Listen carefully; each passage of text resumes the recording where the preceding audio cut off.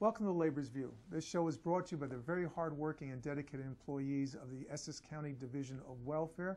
They are the members of CWA Local 1081, Communication Workers of America. I'm David Weiner, president of the union and host of this show.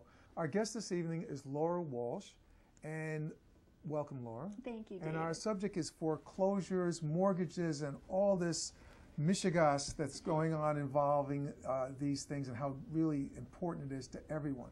So, Laura, give us a little history of yourself, please, and how you got involved in this. Certainly. I've worked in the business side of media for about 30 years and have, decent research and writing skills. And when the credit crunch occurred back in 2008, it didn't make sense to me. My husband and I, have properties. We had gone for mortgages, always full doc. And it was pretty full documentation, exactly. And we'd met brokers who were unscrupulous. We had heard about these liar loans. So it didn't pass the smell test that suddenly the global markets were completely shut down because there were some bad loans that were packaged and sold and being held by investors. So I started to dig. And I started to research, and I followed the big money, all those guys who, manage the big pension funds and the institutional investors, big insurance companies. And I read their white papers. I attended their conferences online. And what they were saying in the latter portion of 2008 was, there are no mortgages to back mortgage-backed securities. That the investors were holding nothing more than an empty paper bag.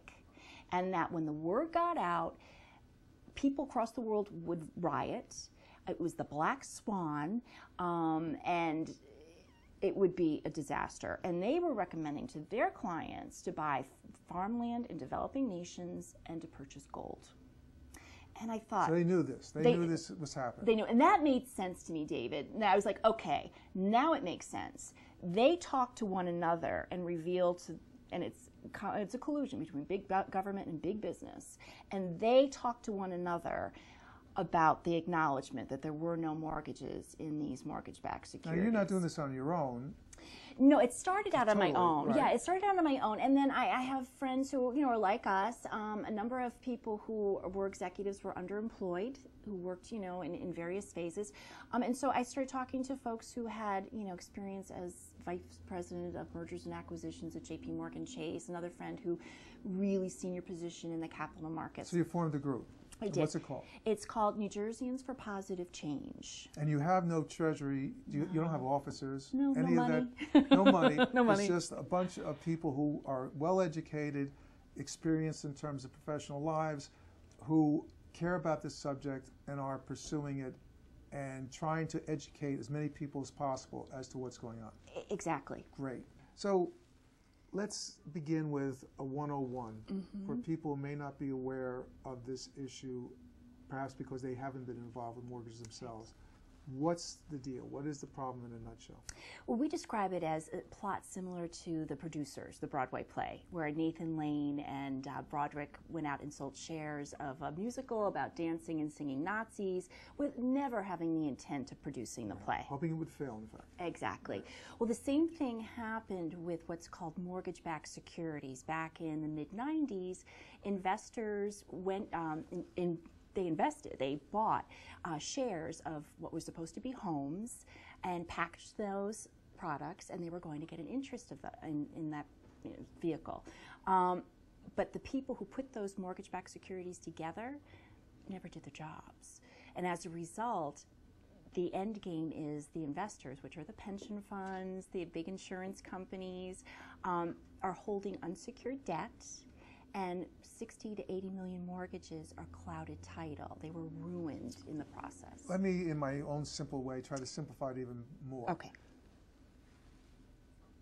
The mortgage companies and the banks, or Yes. are they one and the same since the deregulation sometimes? Many were one and the same. Many of the quote-unquote banks started small originators, like Litton and Saxon, were all owned by investment banks. And that's after the firewall was broken down. That's right. Where banks were not allowed to be in different other products that would be as in conflict potentially as this turns out. That's they right. are. Okay. That's right. So someone, they give these mortgages, and it turns out they're giving them to people that, in many instances, not all, but should not have had mortgages That's because correct. of their past history, their ability to pay, their jobs, whatever. But in order to churn, they give mortgages to virtually anybody, a lot of bad mortgages. Then they take these mortgages, good and bad, I imagine, and they bundle them together, and they sell them to investors. That's correct. Right? That's correct. And they later were deemed toxic mortgage debts. Some of them were. What we're seeing now is that regular mortgages that were very solid, people have lost income. Their homes are, worth far less than the appraised value. Meaning they're underwater. They're underwater, correct. Right. And as a result, those are the people now who are in foreclosure. So really the people who didn't, quote unquote, deserve to have a loan under normal circumstances, they were washed out in 2007 and 2008. What you're seeing now is people who had equity until the bottom dropped out, who had jobs until the bottom dropped out, and they had solid mortgages.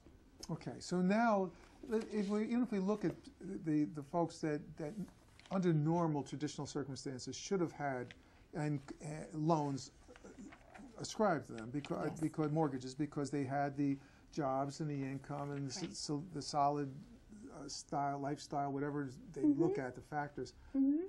There was actually a problem that with the actual mortgages themselves were not properly executed.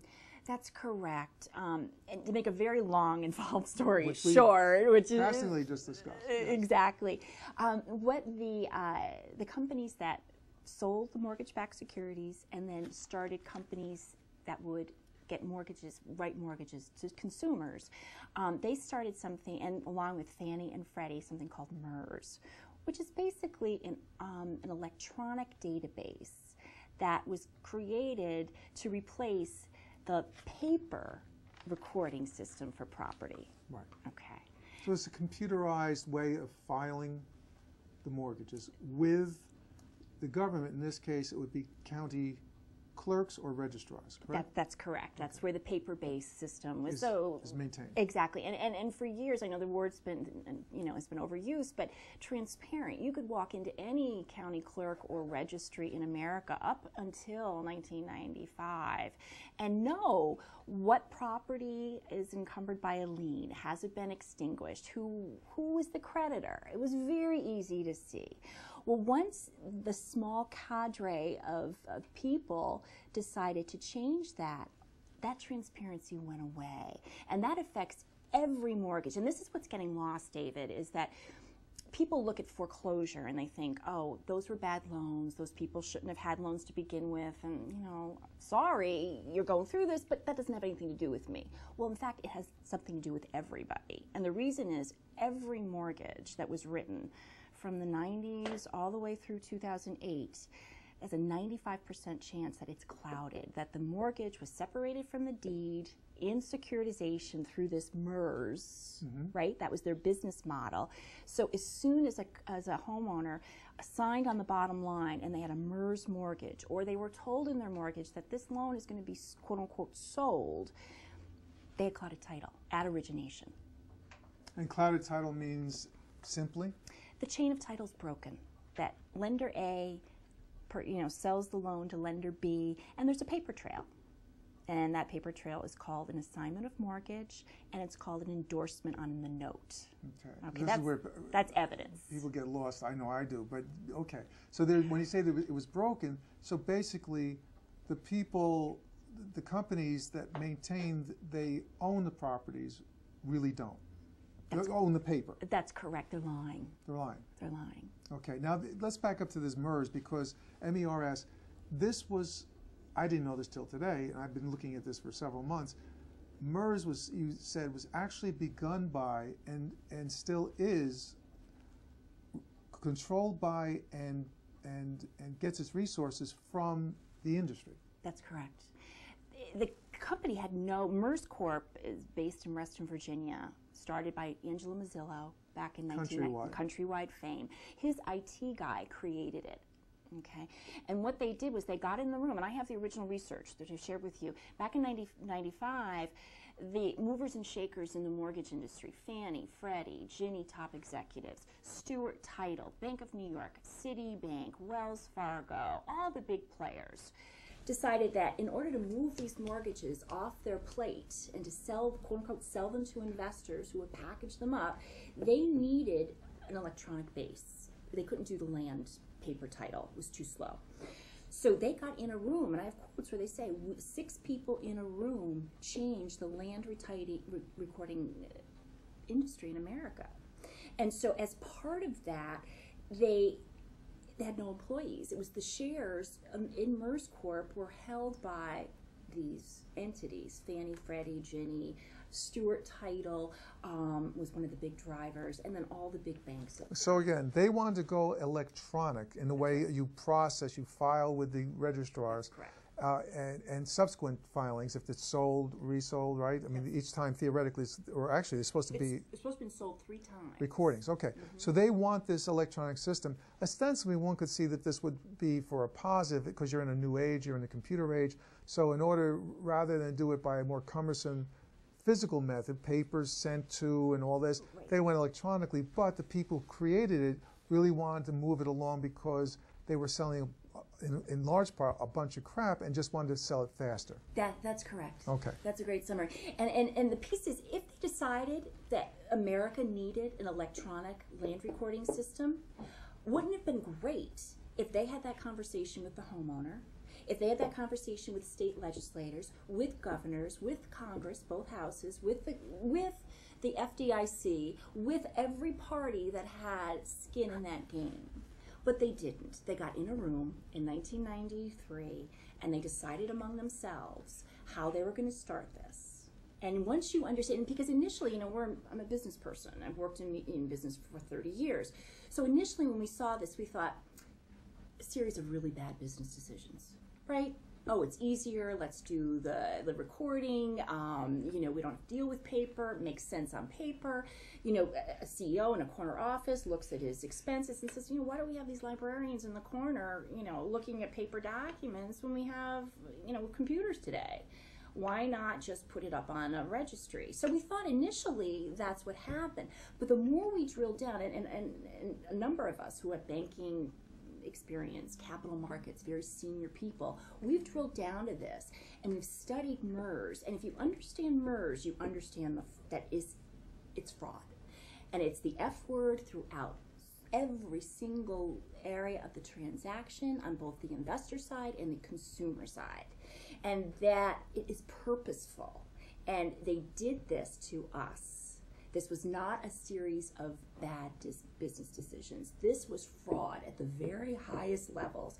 And William K. Black, who put 1,000 of the bankers away during the S&L crisis back in the 80s, he describes this as a control fraud, where the top executives of all these institutions, and again, it's government and it's private enterprise, got together and they decided that they were going to use their company's accounting system as a weapon. Let me stop you. Who in government? In government was Fannie, Freddie, Ginnie. Are they government or are they quasi-government? Well, they are, but they're managed by and approved by Congress. Okay, right. So there is. So they knew. But what about the SCI and all these governmental? Well, the SEC is a revolving, SEC rather. Yeah, it's a revolving door. The guys who were in charge of looking at private enterprise to make sure there was no fraud were paid far less than the attorneys they were going against. So if they got smart, they jumped on the other side. Yeah. Which is happening in every sphere, right? Right. They talk about people leaving the various institutions in business, in government, and going making a fortune, and taking a lot of that information and knowledge with them. That's right. Which at time often would put the government at a disadvantage, and or the people you're servicing, right? Because now they have really proprietary information as far as the government's concerned, and now they're taking it into the private sector and making a fortune, which is then used just to make money, and often in this case illegally, and hurting a lot of people.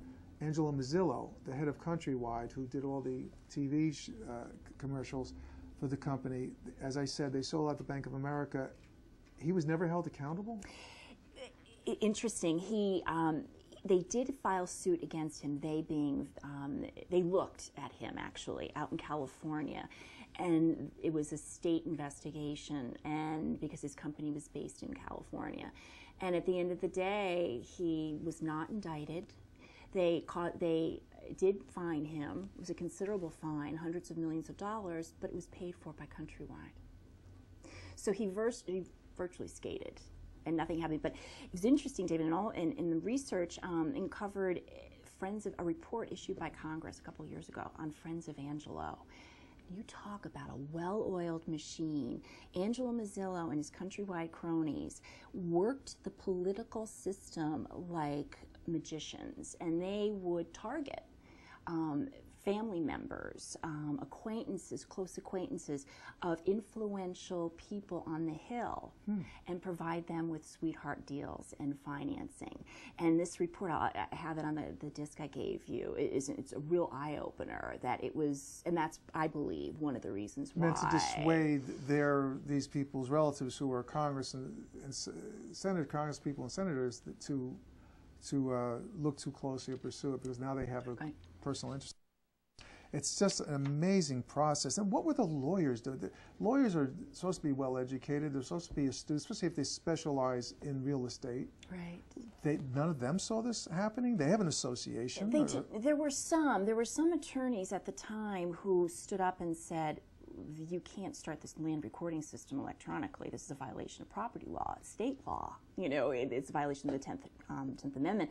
But they weren't listened to, and they were forced out, or they left. There were county clerks in New York State. The county clerk sued back in the early 90s and said, we can't record these MERS assignments. This is bogus. We don't, who's MERS? There's no employees. Why can't we? And it's violating our land recording system.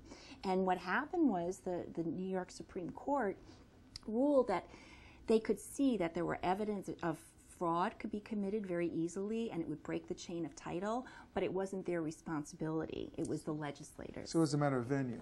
Exactly. And the legislators, once again, I assume possibly that Angelo and his people, what they did at the federal level, federal legislators, they probably targeted the state level as well. Why not replicate the same model and insulate yourselves further? Exactly. Interesting. Exactly. I mean, this whole thing, because the scope of this is so large, right, that we're talking about trillions of dollars? We are. The numbers are that these financial firms and their CEOs stole $11 trillion from the pension funds and the investors. And now they've stolen $6 trillion in homeowner value, whether they've pumped up the appraised value of a property, lured homeowners into, taking out a loan against that equity, right, and taking cash out of their home, or people who have lost their homes to illegal foreclosures. So the damages are mounting, and this is not unique to America. This scheme was executed in every country in the world. Concurrently, or was there some kind of chain reaction? Did it start here, and then they saw it and said, let's get on board, or is because the banks and the companies are so now universal, right? There's no more individual country. It's become what's the term, global? They're global. Right. Exactly. It was at the same time. Because there was a lot of sovereign wealth, countries, in Saudi Arabia, Europeans, who wanted a piece of this mortgage-backed security market. Because remember, they had all this money to invest, and there's really nowhere to go. Right. The stock market had come off a bad run. It had crashed. They had to get investments that would return 7-8% a year, so that they would get their AAA ratings and be able to fund pensions and AAA ratings from rating agencies. That's correct, like Moody's. There are three major, right? Fitch, Moody's, and Standard & Poor's. Right. And Standard & Poor's is the one that downgraded the U.S. That's correct. From AAA to AA? That's right. Okay. Because, in part because of all the machinations going on with this, in great part because of the financial meltdown that the country experienced in 2008. That's correct. And the banks being bailed out. This is where the bailouts of the banks comes in, right? That's right. And so what they did was they stole $11 trillion from investors, which is really our money. Those are pension funds, regular people, right, like your members. It's also anybody who has a life insurance policy, or a retiree who invested in annuities. That's where our money goes. Our premium goes to Prudential or New York Life. And what they do is they invested in vehicles that provide a return so they can pay us when we have a claim. It's really simple. So really everybody has skin in this game. Okay, it's not just a group of beleaguered homeowners. Right. It's everyone. That's the first piece. The second piece is they did this purposefully, and now they're coming after the homes. And they also, in this process, they didn't follow our property law for the state by filing what's called an assignment of mortgage. And as a result, counties throughout the country have been deprived of $2.4 billion in revenue. Now, in that regard, we discussed, I had a meeting that I requested with Phil Thigpen, who's the registrar for the County of Essex, also the Democratic chairperson, and his staff, well, he has one staff that I met with, and also a consultant of his, and who went with me was Phyllis Salil-Kay, whom you don't know, but Phyllis is the executive director of New Jersey Citizen Action, whose board I co-chair for a number of years, I still do. And we met with them to get an understanding of this within the County of Essex, Essex being so large, right. And having so many foreclosures, both in the eastern part with more urban as well as up in the suburbs. And it was a very disconcerting meeting because they believe they've lost only $1 million since '95, and I found that a little bit low in terms of fees, because what we're talking about is every time these mortgages are filed, there's fees going along with the documents, and if you don't file them properly, if they go in this pipeline, over the people's heads, and it's just electronic, and if you don't go in and look at each one, you really don't know if the instruments are there or if they've paid properly. Exactly. Right? Exactly. And there's a system. Whenever any mortgage was, say, I took out a new loan with you. You were with Countrywide, and you handed me a mortgage, and on it said MERS. It was a MERS mortgage, MERS. When that signature was dry, you as the mortgage broker would take that back, and it would immediately be sold, right? And they're required 3 true sales. So 3 different companies would purchase and sell that loan. And at that step, there should be an endorsement on the note stating from Bank A, Bank B, and Bank C. And there should be an assignment from Bank A to Bank B to Bank C. These are 2 of the 3 documents that are requisite, required. That's required. And so those filing fees were not paid, right? And the other part is, to your point, there's no paper. So we can't verify if something that was supposed to happen really happened. No county registrars, and I'm not citing Mr. Thigpen, he hasn't been in there all those years. Right, he had a predecessor. Right. Not just they, but anybody nationwide, statewide, why wouldn't they have an inkling of this going on? Well, it's a good point. I think, when you look at the experience in New York, where they actually filed a lawsuit. They saw it in the beginning. They smelled something rotten. But they were beaten back. Right. And there was no political support. And county clerks and registrars tend to be like librarians. They're very, they're nice people. They're very buttoned up. But they don't usually stand on chairs and protest except for one guy in Massachusetts today. Ironically, Essex County, Massachusetts. That's right. And his name is O'Neill, correct? No, it's actually it's John O'Brien. O'Brien. A lot of Irishmen. I got you, and I got him, and his order that who he chose was O'Donnell. So something's That's happening right. here. The Irishmen. What happened in Massachusetts? In Massachusetts, John O'Brien saw that, and by the way, their registry dates back to the Salem witch hunt period, to the 1600s. And he saw, a homeowner came in and said, I've got a problem. And she showed him some documents and their irregularities. And he said, that's really odd. Let me check. So he started checking his paper records, and he saw these gaps in the chain of title. So for instance, if somebody has a Countrywide loan, and Countrywide is written on their documentation, and they write a check every month to Countrywide, most people would assume that they have a Countrywide loan, right? That Countrywide holds the paper. Even if they said they were going to sell it, that was a transaction between them and Countrywide. Well, whenever there's a legal action, whether it's a sale of a home or a foreclosure or a bankruptcy, these entities that the homeowner has never heard of are cropping up out of the woodwork. And that's what happened to this homeowner. She's like, who are you? You're not on any of my claiming to have title to the property. Right. And she's like, who are you?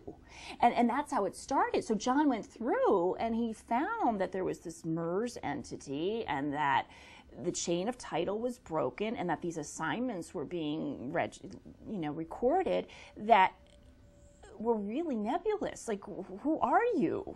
Right? And so he got on it. And John's a great guy. And he, at first, we met with him before he presented to the county, the constitutional officers of New Jersey. That was in August, I believe. It was. Of last year, Of last year. Right. And really great guy with his first deputy and a real public servant. And he and Marie McDonald, who is a mortgage auditor, she goes and traces these loans, have done a great job making people aware. And actually, they worked very closely with Martha Coakley, who is the Attorney General of Massachusetts. And Martha filed a very, very tough lawsuit against the 5 major banks on these claims. What about New Jersey? Won't do it. Why? You have to ask the governor and the AG. Now I say you're the group with whom you work is a gaggle of 15 people. Exactly. Right, as we mentioned in the beginning of the show. Right. So you've been to the governor, you haven't met with the governor, but you've met with his people.